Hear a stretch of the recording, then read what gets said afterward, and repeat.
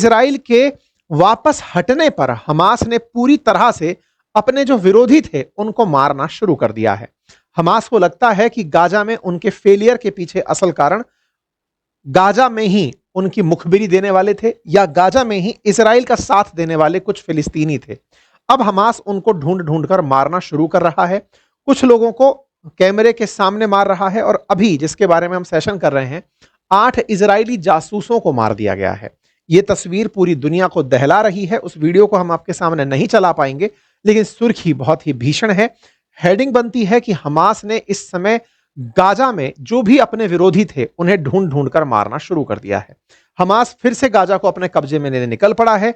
इस peace deal के तुरंत होते ही हमास ने गली-चौराहों में अपने विरोधियों को या फिर वो लोग जो कि गाजा पट्टी में अशांति फैलाने का प्रयास कर रहे थे, ह्यूमैनिटेरियन असिस्टेंस को कब्जे में लेकर के लोगों तक नहीं पहुंचने दे रहे थे, अब हमास अपनी पुलिसिंग के माध्यम से उन लोगों के ऊपर कंट्रोल करने के लिए निकल पड़ा है। आप सभी को जैसा कि ध्यान है कि 20 सूत्रीय मांग जो मांगी थी, 20 सूत्रीय गाजा प्लान जो रखा था, जिसके लिए ट्रंप मिडिल ईस्ट की यात्रा पर आए थे, जिसके अंदर यह कहा गया था कि जैसे ही एग्रीमेंट होगा और बंधकों को रिहा किया जाएगा, तो आईडीएफ यानी इजरायली डिफेंस फोर्सेस इस येलो लाइन तक चलकर पीछे आ जाएंगी।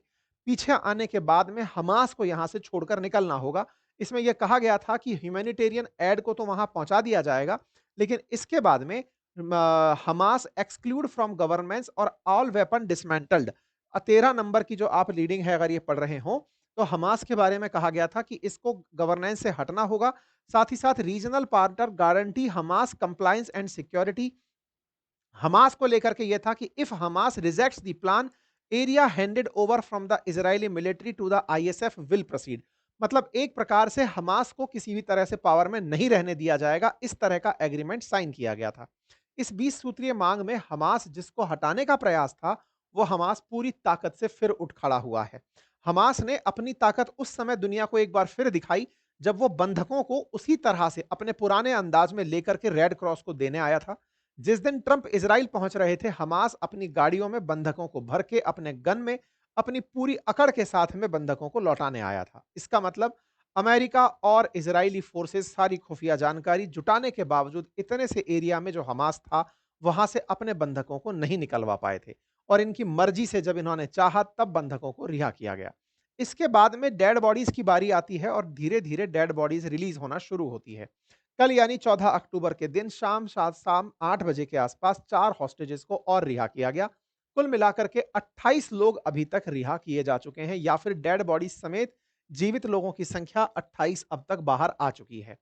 इजराइल फॉरेन मिनिस्ट्री अपनी तरफ से जो नेपाल का एक व्यक्ति जो उनके पास गिरफ्त में था जिसकी मृत्यु हो गई, उसके साथ भी इन्होंने अपनी संवेदना और सांत्वना व्यक्त की है और इजराइल ने उसका पूरा परिवार का जो भी इनके साथ में जो बंधकों के साथ हुआ, वो ट्रीटमेंट साझा करने की बात की है। ये तमाम वो लोग हैं जो बाद में रिहा होकर के इजराइल के पास लौटे। कुछ की डेड बॉडीज लौटी, कुछ शरीर के साथ लौटे।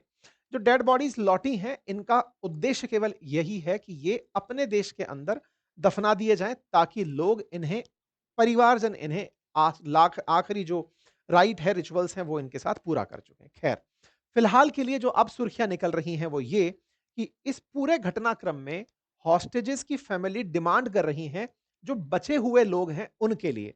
यानी जिस प्रकार से पहले हॉस्टेजेस परिवार ने डिमांड करके जीवित लोगों को वापस बुलवा लिया, अब जो बचे रह गए 20 लोग जिनके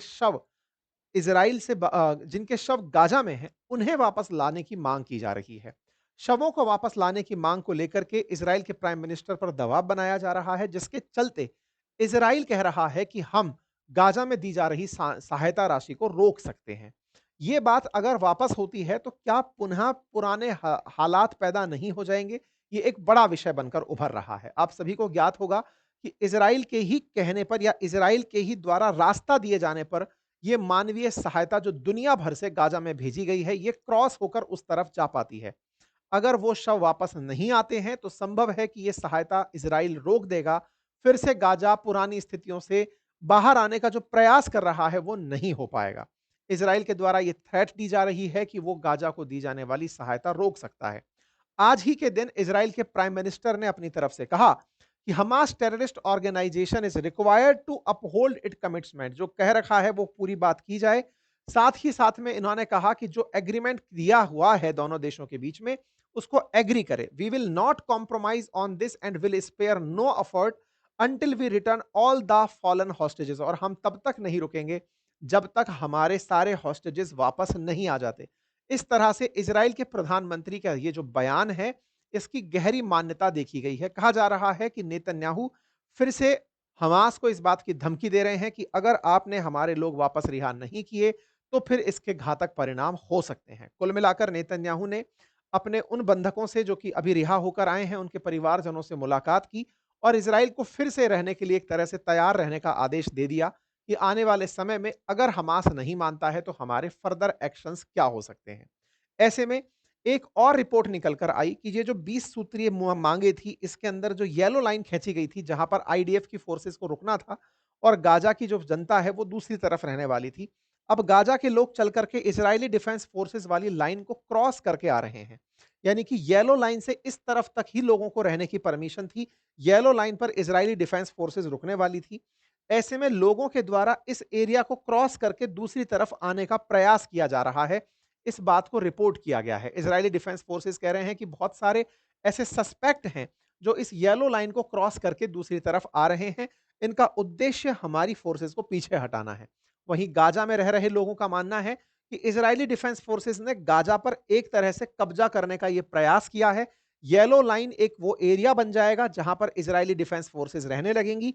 बाकी बचे क्षेत्र पर इजराइल अपना कब्जा स्थापित कर लेगा। एक तरीके से गाजा लगभग आधा इजराइल के कब्जे में चला जाएगा। इस चक्कर में इजरायली लोग अपने पुराने एरिया को कब्जाने के लिए वापस जा रहे हैं, लेकिन शर्तों के अनुसार Israeli defence forces yellow line पर खड़ी रहेंगी। ऐसे में बड़ा सवाल यह है कि क्या इन महाशय ने आकर के जो ये पूरा तामझाम फैलाया हमास के लिए, इन्होंने दिखाया कि देखो हमने क्या कर दिया, वो सही रहा? ऐसा सवाल मैं इसलिए पूछ रहा हूं क्योंकि हमास ने अभी पब्लिक के सामने ब्रूटली 8 लोगों को सर में गोली मार करके उड़ा दिया। ये तस्वीरें जो मैं दिखा रहा हूं, इसके पीछे एक वीडियो है जिसमें यहां पर ये जो लोग बैठे हुए हैं, इनको हमास के द्वारा गोली मार करके शूट कर दिया गया है।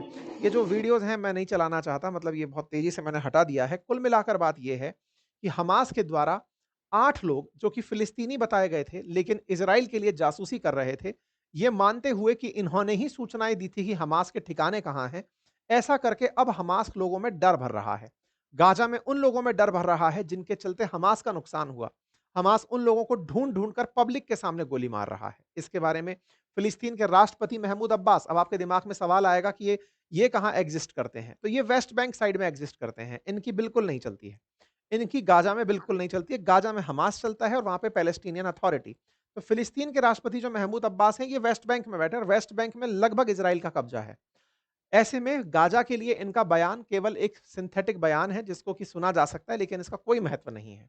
मतलब हमास फिर से पुरजोर तरीके से वापसी कर रहा है।